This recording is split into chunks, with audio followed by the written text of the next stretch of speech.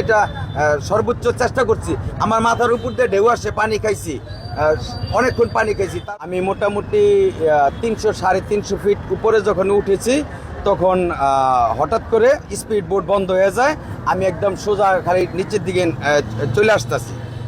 চলে আসতেছি মতন আমি শুধু তাকাই, দেখি স্পিড বোট আর চলে না। তখন আমি 100 ফিট উপরের থেকে মানে ডাইরেক্ট পানির মিনিমাম 15 থেকে 20 ফিট আমি নিচে চলে গেছি। তারপর আমি এইভাবে উঠছি। উঠার পরে তারপরে একদম যেখানে সবচেয়ে বেশি ঢেউটা, সেই ঢেউয়ের মধ্যে আমি খালি দোল খাচ্ছি। লাইফ জ্যাকেট ছিল, কিন্তু লাইফ জ্যাকেট যেটা ছিল, এই লাইফ জ্যাকেটে ওয়েট সর্বোচ্চ 30 কেজি নিতে পারবো, আমি 65 কেজি ওয়েট। কিন্তু 30 কেজি নেওয়ার পরে আমি যখন লাইফ জ্যাকেটের উপরে শুধু ভারসাম্যটা রাখতে চাইছি, তখন লাইফ জ্যাকেটে আমার সহ ডুবাই ফেলায়। তখন আমি ঢেউয়ের সাথে সাথে এরকম করে করে করে করে আমার জান বাঁচাইছি, আল্লাহ বাঁচাইছে। যে এইভাবে আমি 22 মিনিট ছিলাম। 22 মিনিট পরে যে স্পিড বোট নষ্ট হয়েছে, ওই স্পিড বোটই চইলা ঘুরে আসছে। ওই স্পিড বোটে আমি উঠতে পারি না, অনেক কষ্ট করে উঠছি।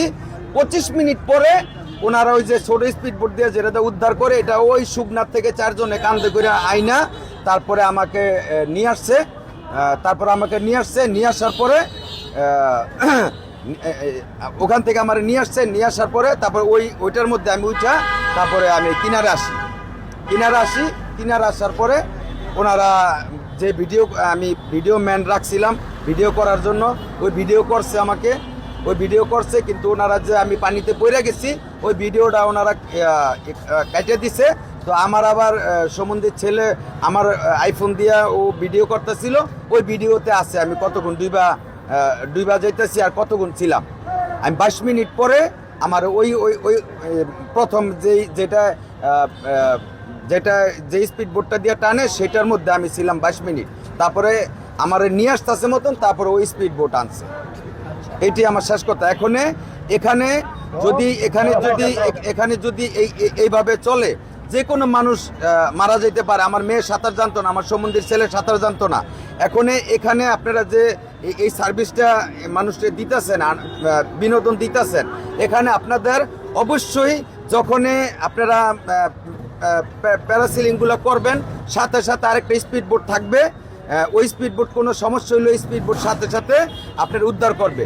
অথবা স্পিড বোটের ভিতরে ডাবল ইঞ্জিন থাকবে, একটা ইঞ্জিন চলবে, একটা ইঞ্জিন দিয়ে টানবে। যদি ওই ইঞ্জিনে ফল করে তাহলে আরেকটা ইঞ্জিনে টানবে, আরেকটা ইঞ্জিনে টাইনা নিয়ে আসবে। তাহলে কোনো রিস্ক থাকবে না, মানুষ করবে না।